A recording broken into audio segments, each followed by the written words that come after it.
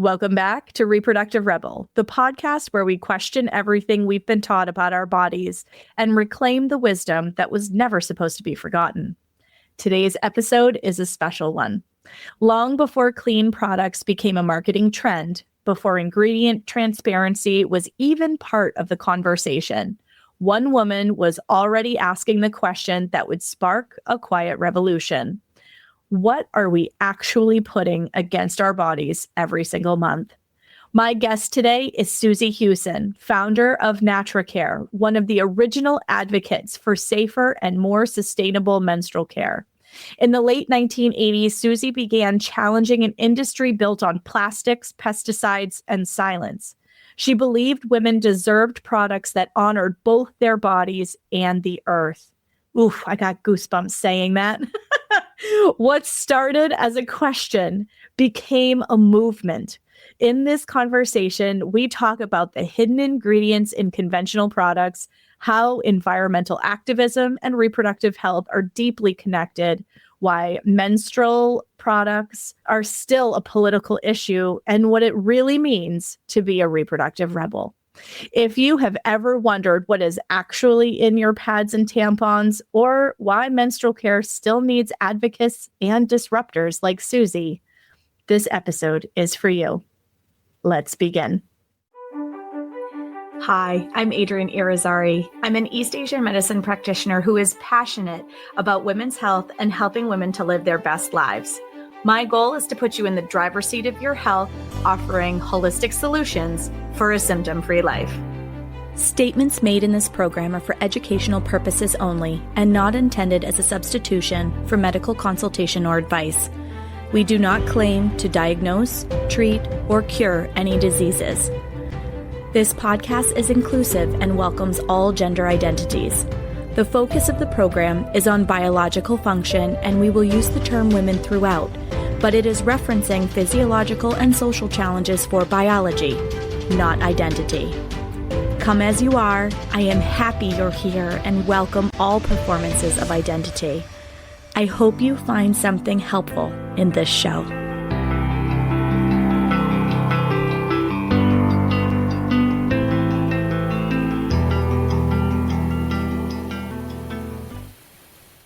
Welcome back to another episode of the Reproductive Rebel podcast. I cannot tell you how honored and excited I am for today's guest. She is somebody I have admired for so long because she truly is a leader and a reproductive rebel in this industry. I am honored to welcome today Susie Hewson. Welcome to the show, Susie. Thank you for having me here, Adrienne. I'm really pleased to be back to you again. So Susie and I had the most amazing conversation. My daughter was actually in the room when we did our screening call. And when we hung up, she goes, "She is one of the coolest people I have ever listened to talk." And I was like, for real, she really is. And so I want to dive into Susie's story and how she got started, what she's doing now. And you'll see as her story unfolds why I am so honored to have this reproductive rebel as my guest today. Wow. It's a long story, Adrienne. That's all right. I'm here for all of it. Okay, I've been, I suppose, as a personality, someone who's cares passionately about people, environment, nature, human rights, social equality, equity, all those things since I've been a young child. I was born into a sort of normal working class family where those values were how I grew up. And having access to the countryside was quite limited. So when I did get access to my father's allotment, or my uncle was a tenant farmer, I appreciated just how much beauty we have around us and how I felt like it was my responsibility to look after it. So the sort of my growing up was as a graphic designer. I trained as a graphic designer. I always wanted to go to art college. I was following in the footsteps of an aunt who was my sort of mentor, if you like. So it was great to have a really strong female professional in my life growing up because I was the only girl in the whole family. So that sort of inspired me to find a way that I could improve myself, take on challenges. And I ended up as a graphic designer and then later as a teacher, I did a postgrad. So I was teaching like 11 to 18-year-olds. And that coming into contact with people and young people and what their needs are and what their fears are and what their expectations are in life basically was part of my education system as to how I got to listen to, understand what was important to real people, the ground level. So moving forward, I sort of, like, as I said, being an art student kind of classifies you as a radical. And I was glad to be classified as a radical, really, because I wanted to see change in society. I'd seen it from the bottom up, looking up, and seen all that up there looking down at me. So it was a case of I joined environmental groups, the likes of Greenpeace, the Friends of the Earth, our conservation cause, and I sort of aligned myself with women's environmental organizations so that I could get involved and learn about the processes of actually doing something about something. Mm-hmm. And I moved forward. I moved to Sweden. I learned Swedish. I worked with Friends of the Earth in Sweden, saw how water systems can be polluted by industry, got mad, came back to Britain, sort of a little incursion, living in Canada for a little while in Vancouver, where Greenpeace were known for driving their ships out to stop chlorine bleach from being dumped at ocean, chlorine gas. So my connections were all sort of like flowing into each other. It was not like I suddenly thought, oh, I really need to start a business and start creating products. It was those things came together. I saw a program about how this industry pollutes the environment and also impacts on women's health, everyone's health directly. Plus, we had toxic shock syndrome flowing through society. I kind of got mad, angry about the inertia that the industry really didn't care about it. They saw it as nothing to be worried about. And I knew from all my years of experience and how people address these issues that I needed to do something about this. And that was the moment where my radical training came to the forefront. I thought, I'm going to do something about this. And I know I can protest. I've done all that. I've tied myself to trees. I've waved banners and the such like against this, that, and the other. But I knew that in this scenario, the way to confront this was to design a product, put it into the market that resolved all those issues that we were all mad about: chlorine-free, plastic-free, organic, didn't have ingredients that were toxic or had harmful chemicals of concern. This was like, oh, okay, that's what I'm going to do. Okay, I've spent my life being a graphic designer. I spent my life being a teacher. But how am I going to do this? I've got to go up a learning curve. So there's that point where you have all that energy, all that resolve, all that fire that you want to bring about change. And then the point then is, okay, how am I going to do that? And that was where I became the Susie Hewson that is now, aligned, I suppose, with everything that Natracare is in these past 36 years.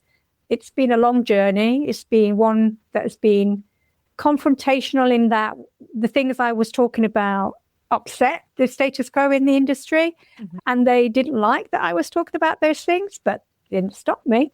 It's been half my life challenge to bring change in this category, this industry, and the approach to making things with a life cycle, with, approach to it. So I guess that the cause created me rather than me creating the cause. It was already there.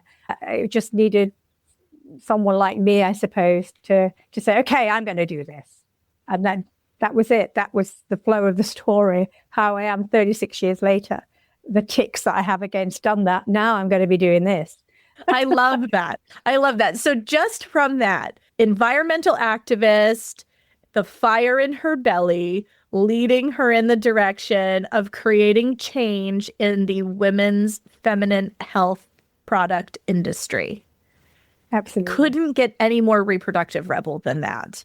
And this is why I was so excited to have you on here, because you really were a change maker. You are a change maker on so many levels. But if you think about the inception of all of this, yes, people who are listening today, do you have a choice of organic cotton products on the market today? Yes. But 36 years ago, Susie led the charge for the fact that there were any products like that on the market at all. She birthed the first products. I mean, and this is such an intimate area of our body. There are so many porous cells that come in contact with our feminine hygiene products. And to think how many chemicals, they're still packed with chemicals in so many of the products that are out on the market. One of the things that you said to me in the screening call that really surprised me was how recent companies really started actually testing these products against menstrual blood.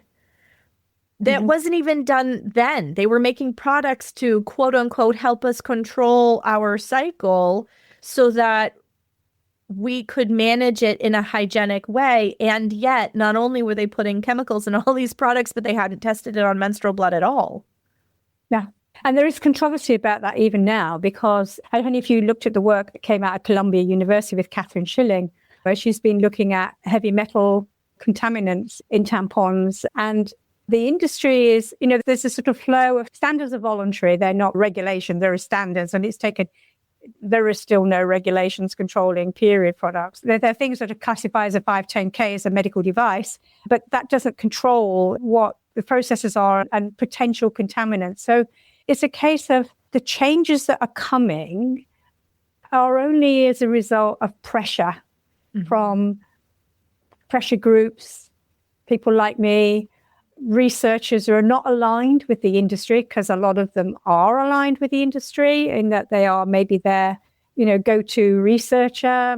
There's no problem with that, other than as long as what you're looking for is an open field of what your expectations are. So there are incidences along those years where it's been easy to create an industry standard to test for absorbency, to test for residuals.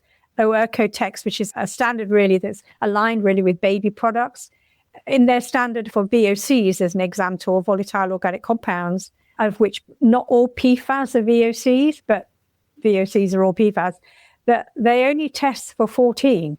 There are 10,000 of VOCs. Wow. Not all of them would be used in processing of raw materials or in what we know that if you think about it, putting it into context, VOCs, for those who've not been wrapped around it like I have, is that if you think of a fragrance or even a natural essential oil, when that smell that you smell, that aroma that you smell is of VOCs, that a natural plant will emit this VOC so that you smell that fragrance, natural or otherwise.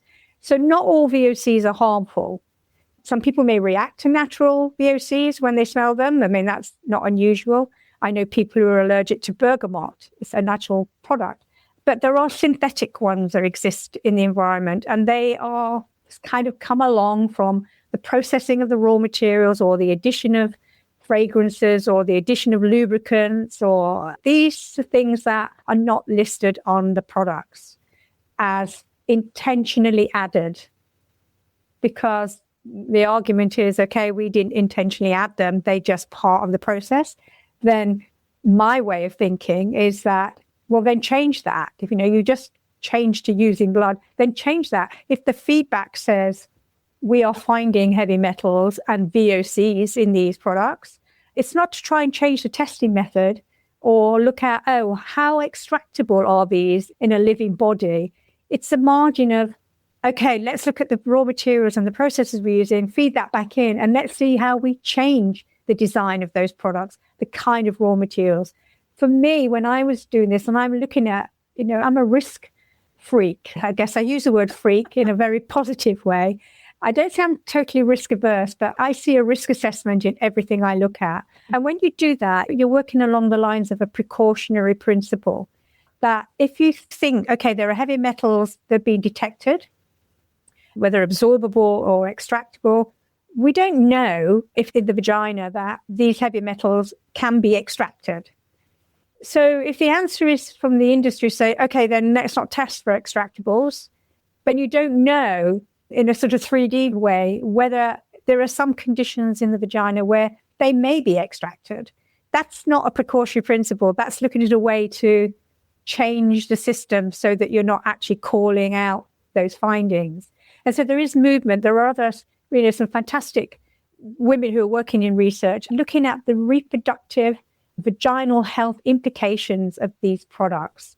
And they're trying to influence or input those findings into standards that can, a global standard for producing something and testing, because at the moment there is no compulsion for manufacturers to test for PFAS, dioxins, and dioxins, the FDA were part of my campaigning, and with some other women's environmental groups, we got dioxin added to a requirement for testing on by the FDA, and likewise the testing for glyphosate for Health Canada.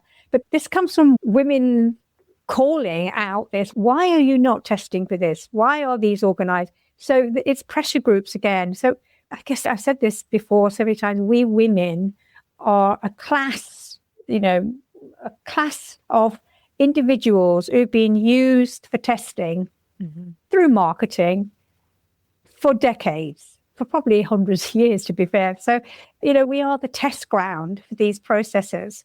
And we can say that unless you apply the precautionary principle in your design at the beginning, you're not looking at the long-term implications. And we see, just as an example that's been going through the courts for so long and has been finalized now, is that just with Johnson's talc, women were encouraged to splash it on their baby's bottoms, put it down your pants rather than, whatever, to put it on your feet because it smells like, but extensively used, to be used in your underwear to remove the smell. And now we're seeing that the evidence that's showing up, that talc contained contaminants, asbestos, that they knew about, because from the raw material supply, that rock, they knew that there were levels of asbestos in those products. But it was the process of how do you extract that? How do you show that in a living product were ignored or thought insignificant until years later, where people are reporting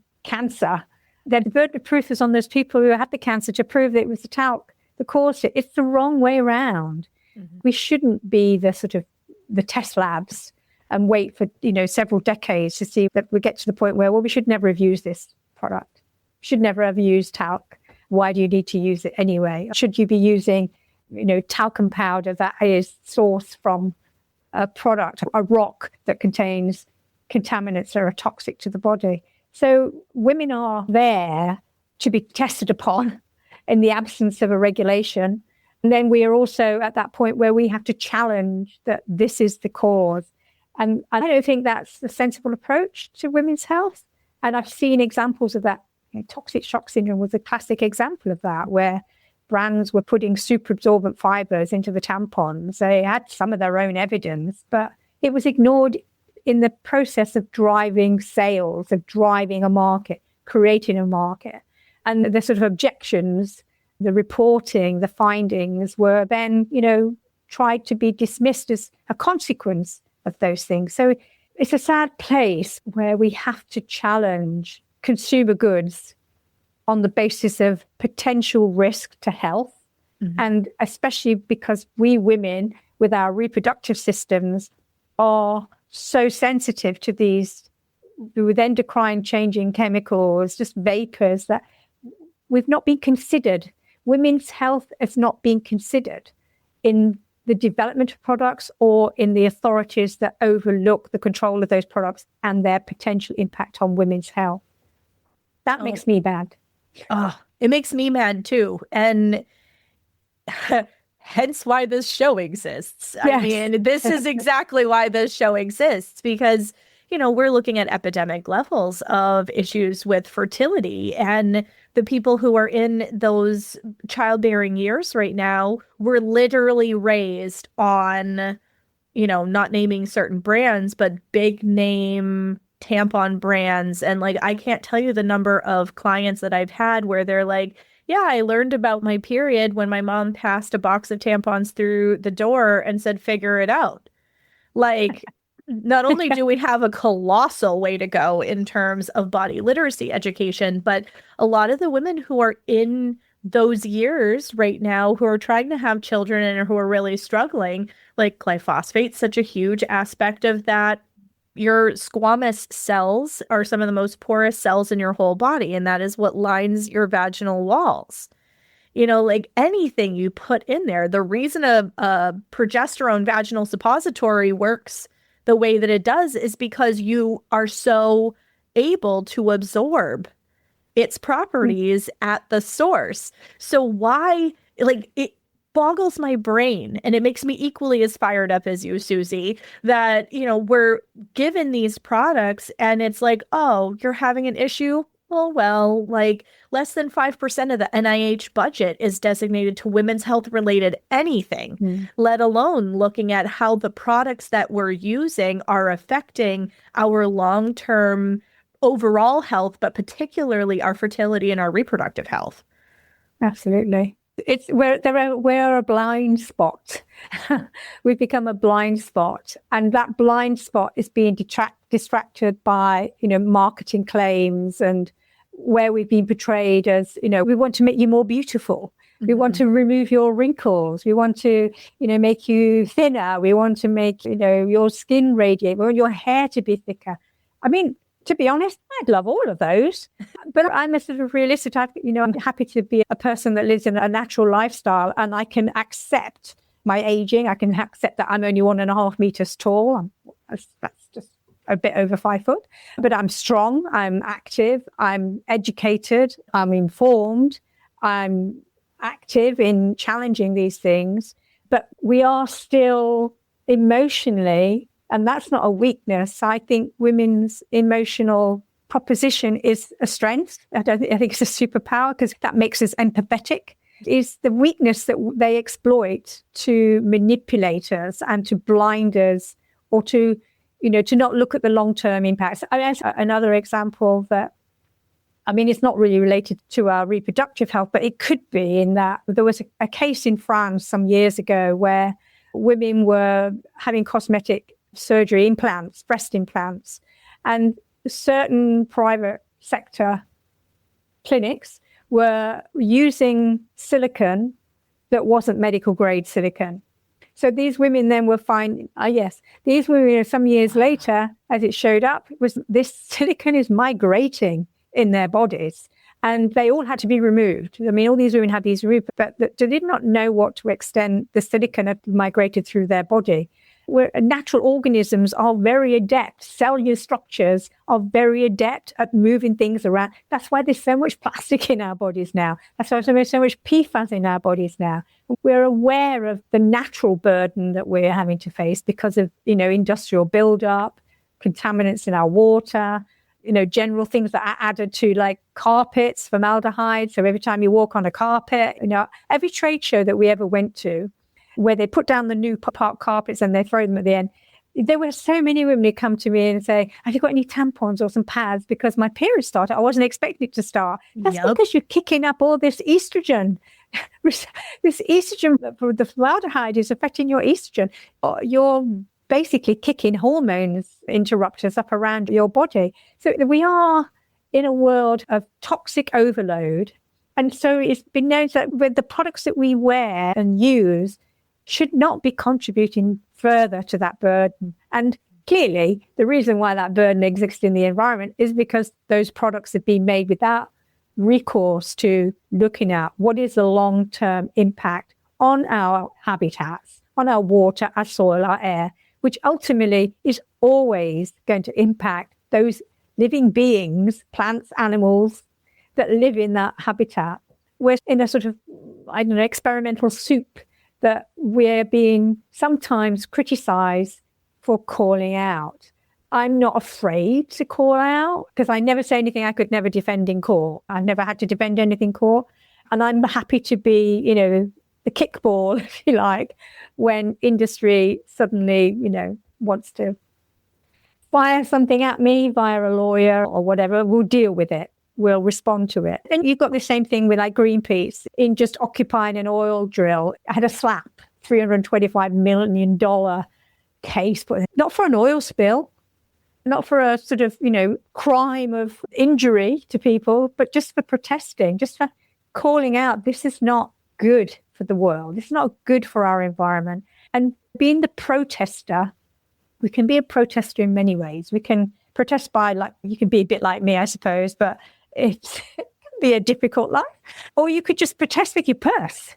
This is the biggest, you don't take your dollars out for the products who ain't going to give you transparency. And I have to say, even in the organic and natural sector, there are products that are not transparent about the things that they're not telling you, or they're telling you to imply that it is somehow better for you. So you have to be on your mettle. You have to be informed, and you have to be not afraid to ask the question. If I can't see that information here, ask the company, provide me with that information, challenge them on it. And if they don't provide it to you, move on to somebody else or to something else, because ultimately you're taking responsibility for your own personal well-being by challenging these brands. I can see it's the only way forward, because without huge input on regulation and to say, no, you can't use this, no, you can't do that, that's not just the brands themselves producing these products, it's the raw material supply chain also.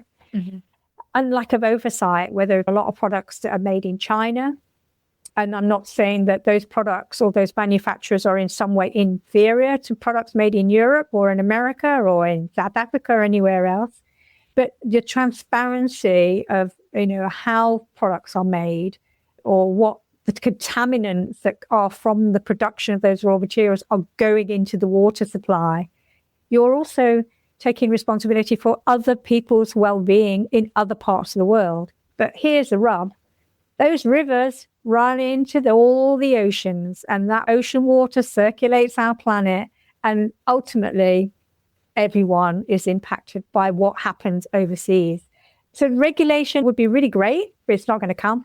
I mean, I was a supporter of the Marilyn Maloney Tampon Act back in the mid-90s. I think it's now called the Danielson Act. It's still going through trying to, it's bit by bit, but I don't see any time soon that coming to fore. How many decades is that? And what you said, there's sort of plethora of organic and natural brands or claims for organic and natural coming into the market in the last 5-6 years. There was nothing before that other than us. And me for myself, I've worked quite closely with the Global Organic Textile Standards, which is the processing standard for organic cotton, to make sure that the creep where people, brands try to influence a standard to be a little bit less, not so hard to achieve. But it took me 4 years to get the standard amended, but it kept out plastic overwraps on tampons, which is anything like polypropylene, polyethylene, synthetics like viscose, whether it's viscose made from bamboo or wood or any other reconstituted cellulose, and to keep plastics out of the products. But that was, in an industry of the Global Organic Textile Standards, where you would expect, and clearly it does, it looks at the health and environmental implications of everything, processes, dyes, everything. But they were still under duress of challenge from more brands that are coming into the market who wanted to make it easier, or if they would call it innovation, I would call it intervention. But ultimately, the Global Organic Textile Standards took on my submissions, and plastics and synthetics are not permitted in internal devices, and plastics are not permitted in external devices. So it makes microplastics, which is like superabsorbents, which also give off VOCs, are not permitted. So you even have to challenge the hardest standards to stay true, because these standards and governments are being challenged by lobbying interests all the time. And unfortunately, I kind of have to come back to this, unless we women, and we're pretty good at doing things together, but unless we continually call for challenges to these things, we're just a weak lobbying body. We're a quiet voice that never gets heard. But sometimes you just have to scratch it, that little scab that you get. You shouldn't scratch it because it's going to get sore, but you still scratch it anyway. That's how I see us as a power, that we can just keep doing that. We just keep scratching at it. And one day, stuff will happen. I love that. There's something that I wanted to come back to that you said, asking questions, of companies. And I think this is really important, because we've seen this in a lot of other industries. I have people ask me about protein powders, and I'm like, I really think that you should go to the company and ask them for what it is that they're testing.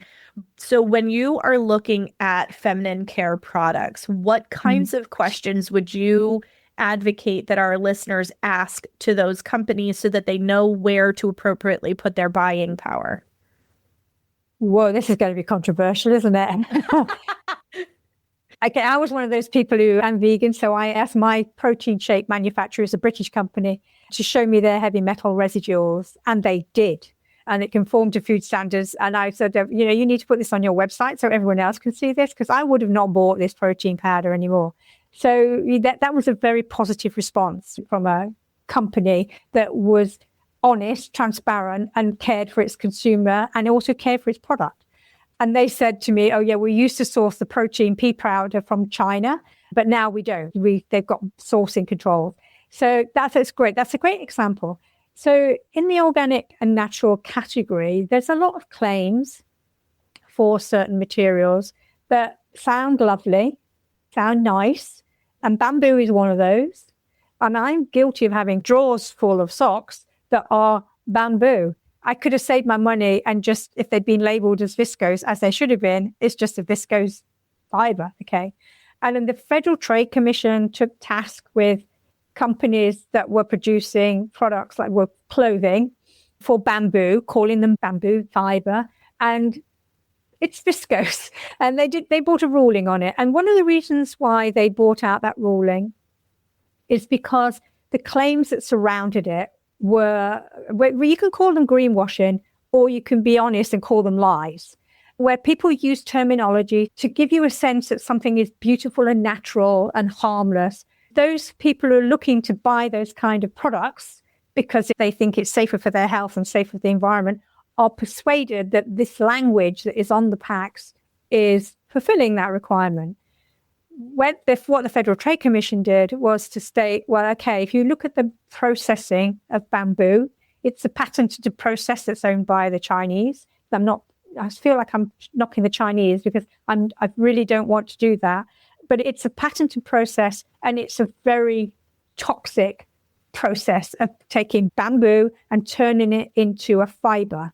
Because if you look at a bamboo pad, if you like, natural bamboo, as it's qualified, or a wipe or anything else, it doesn't look like a bamboo that you'd seen anywhere growing that a panda's eating, because there's a process that's involved in breaking down the lignins to break it into a pulp, and then you have to extract it and use chemicals to turn it into a polymer. Then it ends up being viscose. It's called the viscose process, a viscose rail. And they determine, the kinds of pollutants that go into the environment as part of this process. It's a pollutant, it's an environmental pollutant, and the residuals in the product. Plus then there are kind of antimicrobial claims for bamboo, which implies that, somehow you're using it, those microbes that exist in your vagina, which are meant to be there, by the way, a healthy bacterium and microbes that are there to keep a healthy flora and fauna. If you start adding stuff that has got fragrances in it, described as herbs, there is no process I've ever seen of producing a pad that sprinkles herbs into the production line. It's a fragrance embedded in the raw material. So if you're describing it as a herb, then people who are using those products may, and I've seen on the MORD reporting system, which is the FDA reporting system for customer complaints, consumers say, when I use this product, my skin and my vagina is burning. You've been sold a product, or you've been told that this is a herb, this is a natural material, and you made a choice based on that, but you've suffered as a consequence of that your skin's been inflamed by the fragrances, synthetic fragrances that have been added to that raw material. You're putting a viscose, it's a sort of semi-synthetic, they could classify as a semi-synthetic, but your concept of bamboo is like thinking like it's something like cotton or wool or hemp or something like that, or hemp's a bit scratchy, but it isn't the same material. So there are tricks in marketing and language that is used that it's very hard for you to unravel. And even if you ask the question of those manufacturers or those brand holders, they would probably come back with some answer that the intentions is to protect the brand, to protect the claims or whatever. This scenario requires consumers to make complaints to the Federal Trade Commission Or if you're in California, to make a complaint to the California Organic Program, if someone's saying something's organic cotton and it's only like 3% organic cotton or not at all, it always requires consumers to take action. Or it would be an industry member who would take action against another industry member, because you can be prosecuted for making fake claims, and the rules are there. It's been demonstrated in the case of the FTC. I can't remember which of the big brands. It was a store brands that were prosecuted, but it was like $4 or $5 million for each for making these claims that I've just described to you. We're in a place where we're encouraged not to complain about things. We're discouraged from asking questions about things. And then when we do go and ask those questions as an informed consumer, we're either given, a sort of non-conforming response, but it doesn't actually change their production. It doesn't make them take those things out of the product. All you can do is walk away and find another product and go through that same process again. From my perspective, the pain for me is that, as Natracare, we've designed things on the precautionary principle. I didn't start out to create a company. I started out to change a whole world that was just throwing this crap at us. And the only way for me to do it was to do it through a product. But then I see this sort of, bounty hunters coming into the market with claims to this and claims to that. We're so discreditable. But consumers are powerless to do it unless they take a big effort and wait a long time. And then if they do have a consequence of soreness or vaginal, some sort of bacterial impact, because here's news for you. When you use viscose in a tampon, and some of them are might be a blend of 75% viscose, 25% conventional cotton, might be all viscose if it's a very large absorbency tampon, that when you make viscose, it's very susceptible to mold, because it's very quickly absorbent. So any moisture that's left in the product after it's processing, or any moisture around it, it can be susceptible to mold spores. So it's, in the raw material process, it can be such, those fibers, those products being in the supply chain are sprayed with fungicides.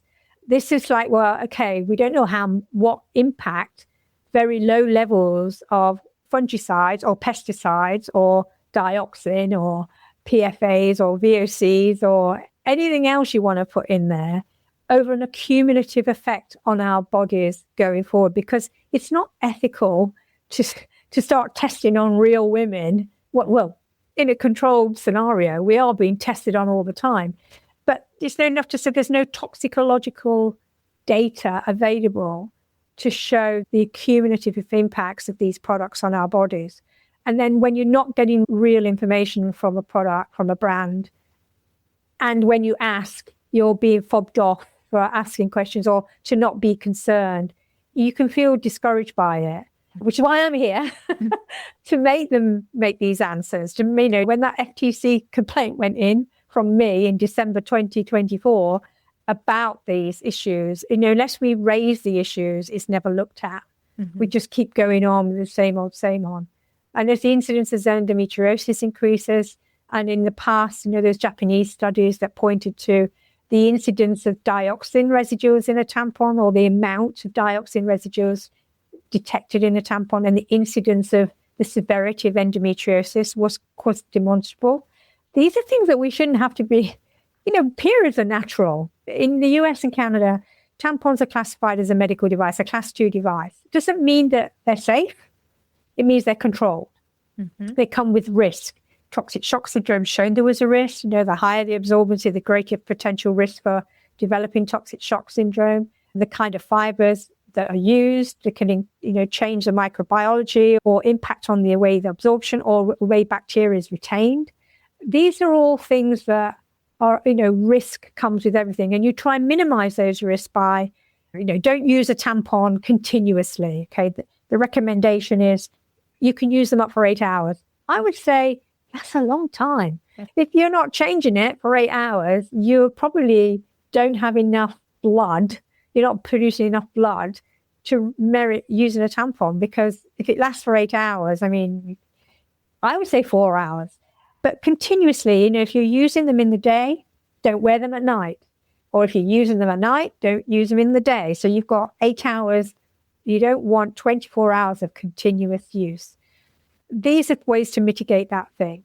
Looking at, are they GOP certified organic cotton? Because we know through GOP certification, these processing aids and things are highly controlled based on a precautionary principle. I mean, there's a lot of people who input into the global organic textile standards, and Greenpeace are one of those. So you get this great oversight on environmental and health impacts on these things. I mean, there are other standards, the OCS, but there are no processing standards involved there. So, and it's a low percentage. You can use plastic, you can use synthetics in those products. So if a tampon is organic content standard certified, unless it's 100% cotton, there can be anything in there because they don't restrict the use of synthetics and plastics.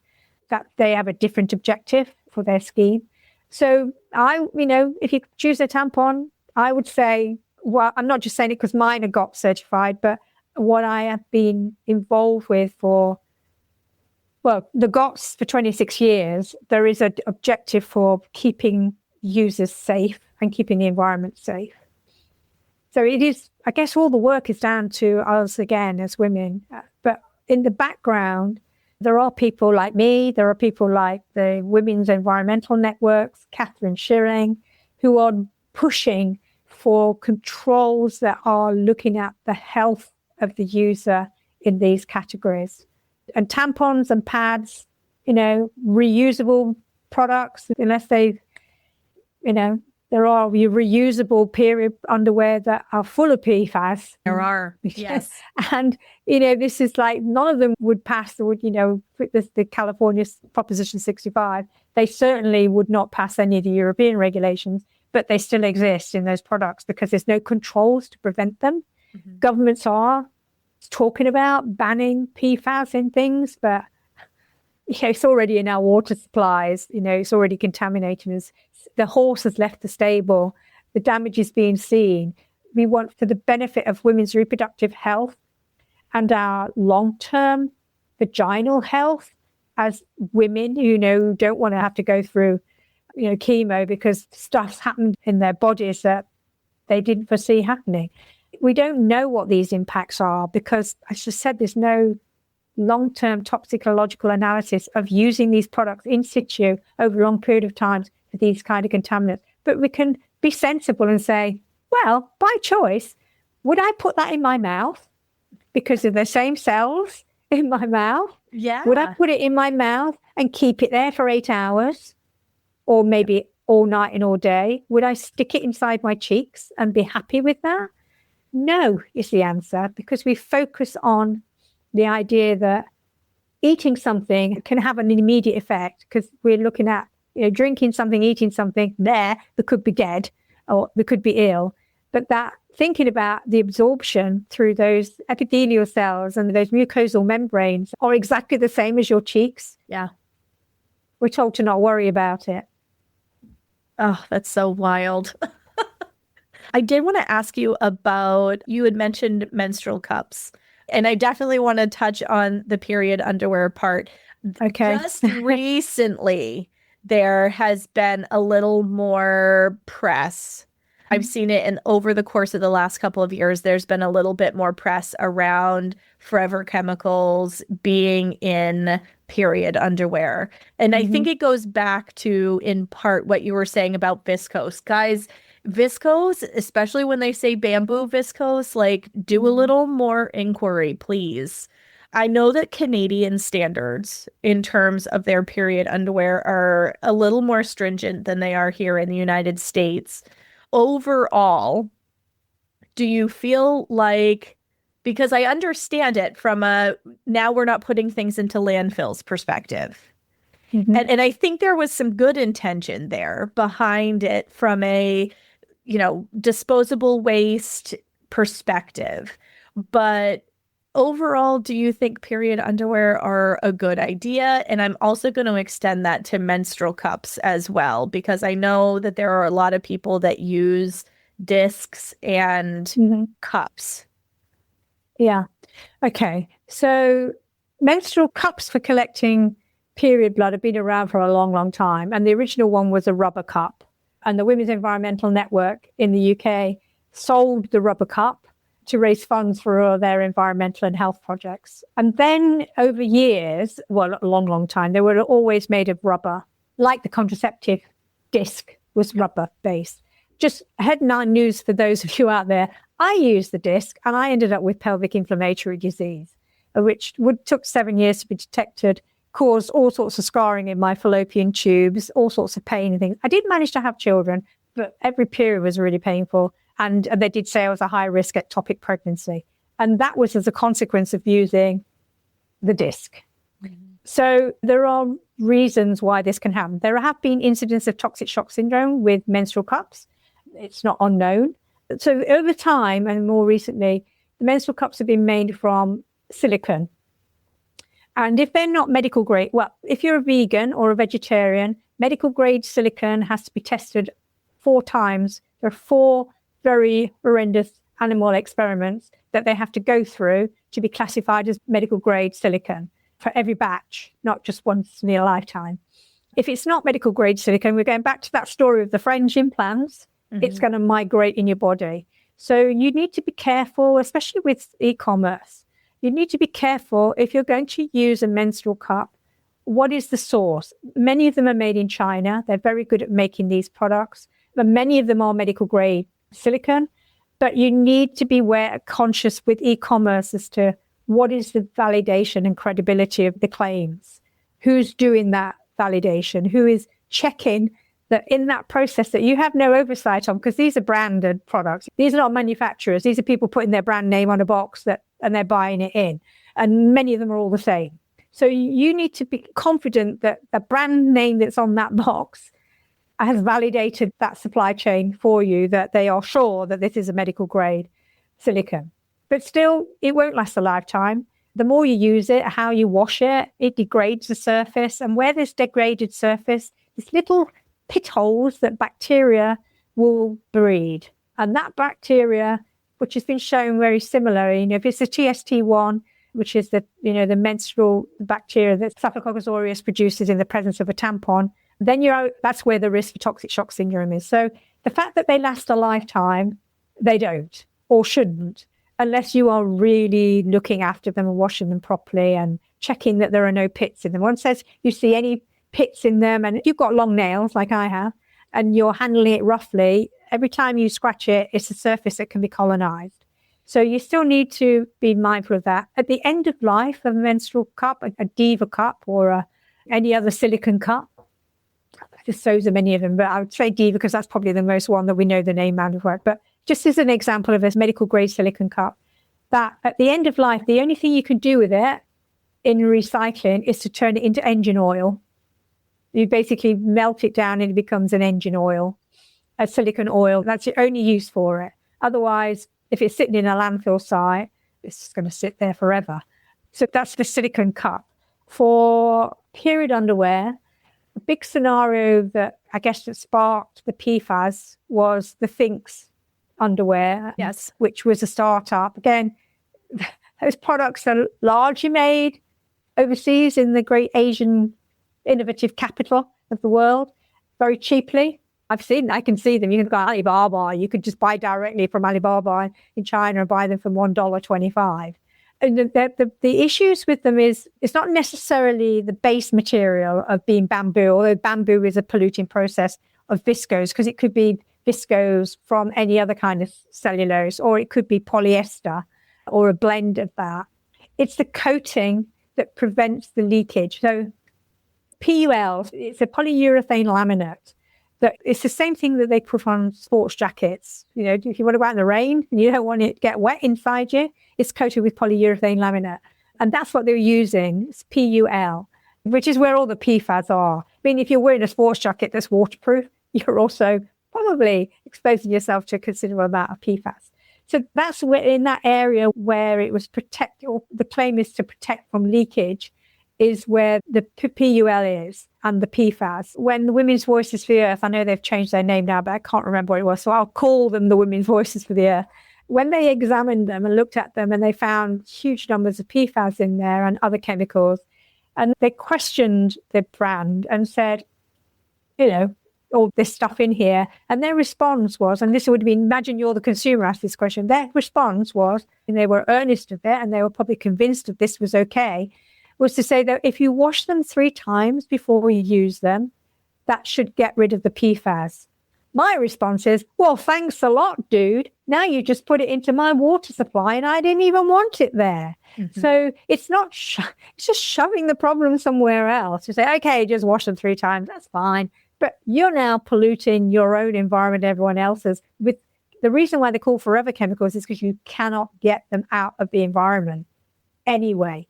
So maybe there'll be science will do something in the future. But so that was the big issue here. It's just like, okay, you're just pushing the problem aside here. There's so many problems in the make of these things. And then the pollution side of it, you're pushing aside. And some of these were also using like silver ions as an antibacterial side, which can migrate into the body.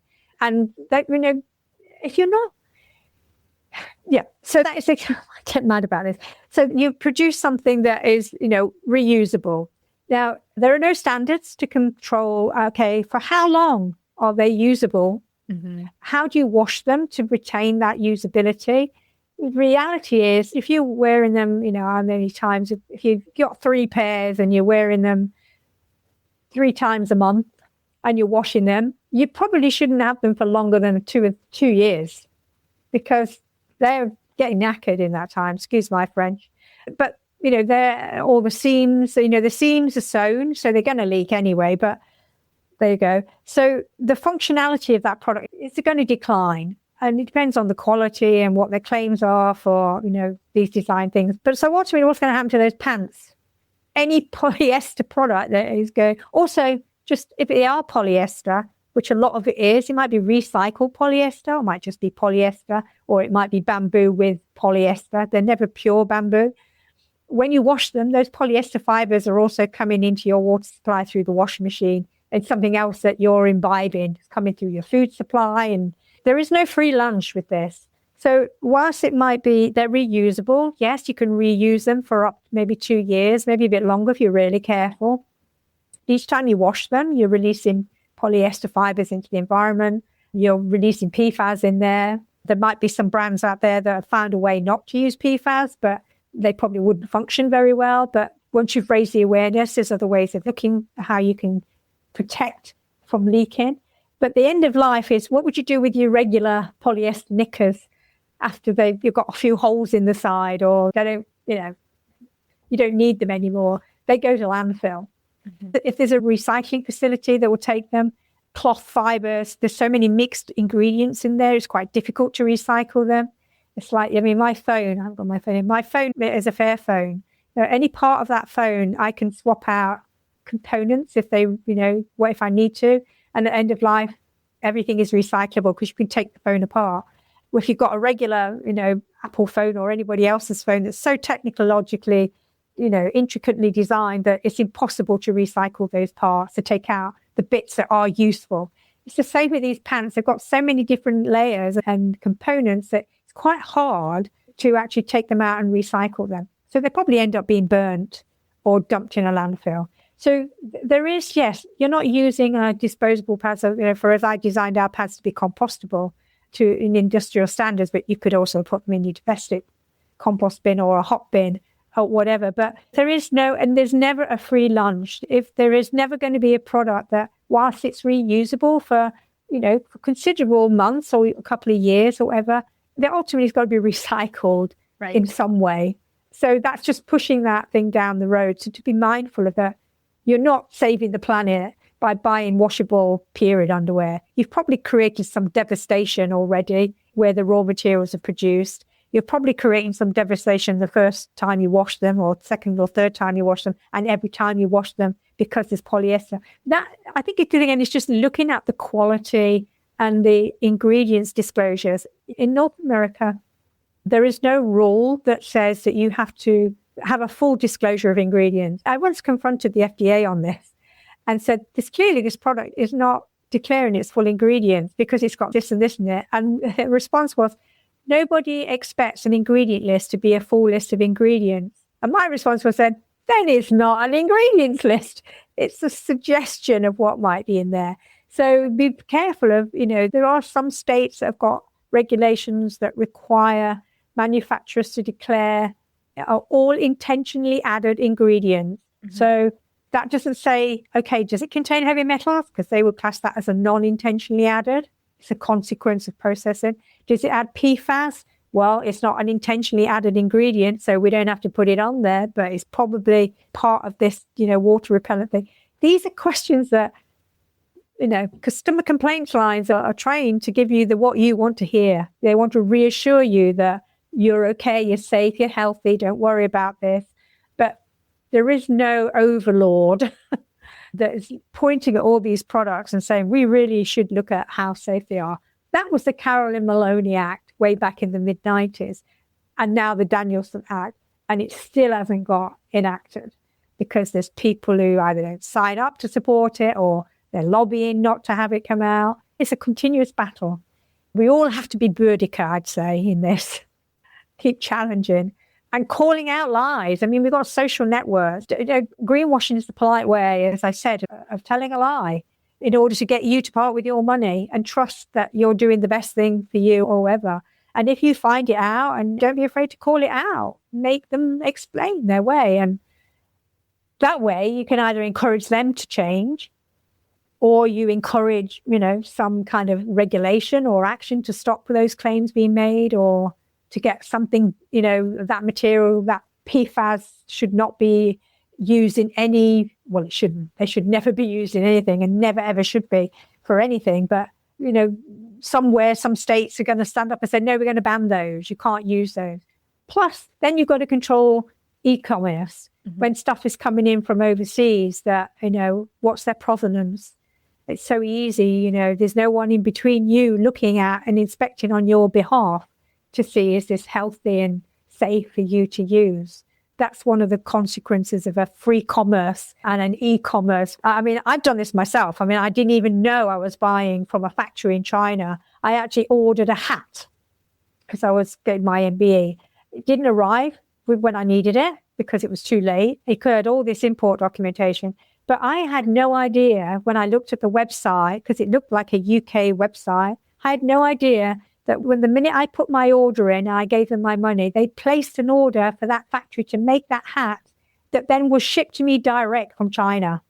Oh, it was literally 3 weeks late. And I had to go and I actually had a hat made eventually, kept falling off my head. But so the e-commerce is a way of hiding this, and there is no regulatory agency short of, if it's a medical device, it will have to have some either certificate-free sale coming in as an import. You'd have to have a 510K license reference on the product coming into the US. But if it's coming straight into your letterbox from the factory side, there's no one controlling that. Wow. So I'm sure that there are people listening going, holy cow, I had no idea. And that's exactly why I wanted to have Susie on the show. And I've used her products for years, and thank you. Was so honored that you reached out to me to be on this show, because your message is so important. And this wisdom needs to be carried forward so that people can pick up the torch and provide a collective voice around advocating for our health. So I could talk to you all day, Susie. I just love visiting with you. You've got such a poor throat as well, Just saying, this girl's not well. Yeah, I woke up with she's doing what women do, and she's turning up anyway. Yeah, taking the Manuka. Yes, that was the first thing I did before we came in here. So if you were to leave our audience with a final thought, what would that be? Oh, gosh. I would say that from the work that I've been doing all this time, I'm now actually working on a standards committee, and I've got objectives to work with on regulations. But I think what comes from it is that our voice is really powerful when we use truth, when we use words that have consequence. And I've done this through the years when I've met people, especially younger people, and I say, I'm sure I told your mother about this, at least back in the 90s. I'm sure that word, that passing forward truths, and it's really important for us collectively as women That's what we've historically done. We've passed forward knowledge, truths, skill, secrets. That's our power. We have this as well as our empathy because we care about each other. Hopefully we do care about it, whatever our differences might be. I mean, we're all different. We all have different objectives in our lives, and whether it's, a political objective, a social objective, or just a local community objective, they all can be different. But our commonality is that we have this power to take those things forward. And that's what I would leave behind, I think. Carry forward my voice, because I don't want it just, I don't want my deathbed to say, oh God, I don't know how to use a megaphone. I had to do all this without the internet, remember, way back in the late 80s and 90s, and that trying to get your voice and the message out. You'll always find somebody who resonates with you. And Adrienne, you've definitely done that. And that's a way of passing forward that information. And it's also a way of taking action to protect yourself, your health, and your habitat. Let's call it our habitat, because without a healthy habitat, clean water, clean air, clean soil to grow our food, we can't exist healthily. And so our decisions are important. Our purse, where we open our purse, is important, not just for how the products are made, but who's benefiting from that money. Is that money going to help others? This makes us a human community. And that's what I hope, what I've done. It's been my objectives have been for the wellness and betterment of women and the environment. And that means that we're better humans. We're taking responsibility. So carry that forward. That would be a big win for me. I don't need wins, but I think a big win for us as women. I was that you've heard it here from literally one of the OG reproductive rebels in the whole world, who has been advocating for women's health and full disclosure and all of these things, and as well as the environment for most of her life. So you've heard it here. Take this forward. We're going to have in the show notes the link to Susie's company. So if you want to put your buying power where your values are, she absolutely walks her talk. And it's one of the things that I most deeply respect about her and her brand. So thank you so much, Susie, for joining us for this episode. I literally have goosebumps. This has been one of the greatest interviews I've ever done. And I'm so grateful for you, your energy, and your life's work. Thank you, Adrienne. I'm grateful for you giving me the opportunity to pass that forward. It's important. Thank you. And until next time, everybody. Thank you for joining me for another episode of Reproductive Rebel. Reproductive Rebel is recorded by certified peri-steam hydrotherapist and acutonics practitioner, herbalist, and Chinese nutritional therapist, Adrienne Irizarry of Moon Essence LLC. If you are interested in setting up an appointment for one-on-one support, ordering from our store, or checking out our course offerings, visit our website at moonessence.life. Be sure to subscribe to our newsletter and get insider information on upcoming events and offerings. Join the conversation. Like and follow us at MoonEssenceMe on Instagram, Facebook, or LinkedIn. Your voices make this program possible. Thank you all for your continued support.